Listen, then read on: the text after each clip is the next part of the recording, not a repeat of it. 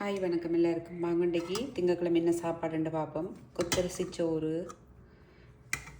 இங்கே broccoli, cauliflower, carrot எல்லாம் போட்டு அவிச்சு வச்சுருக்கு. இங்கே பண்டிரச்சிக்கில் உருளைக்கிழங்கு போட்டு கறி பார்க்க எப்படி இருக்குது.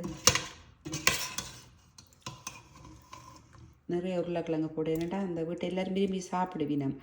இறைச்சி கறிக்கில் உருளைக்கிழங்கு போட்டால் விரும்பி சாப்பிட்றதால உருளைக்கிழங்கு கூட போட்டுருக்கு. கறி நல்லா சூடாக இருக்குது.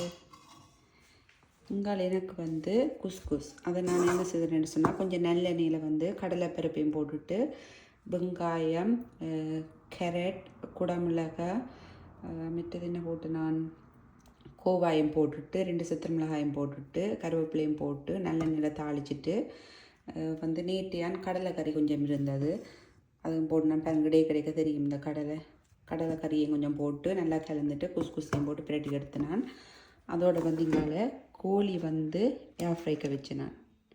இதுதான் என்னுடைய சாப்பாடு.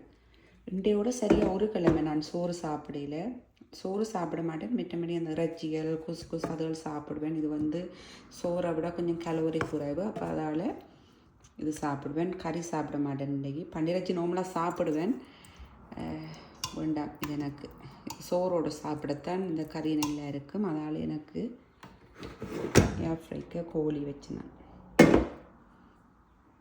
சாப்பாடு ரெடி. குஸ்குஸும் கோழியும் எல்லோரும் சாப்பிடுங்க. நீங்களும் சமைச்சு சாப்பிடுங்க எல்லோரும். ஓகே, பாய் எல்லோரையும். நாளைக்கு இன்னொரு வீடியோவில் சந்திக்கலாம்.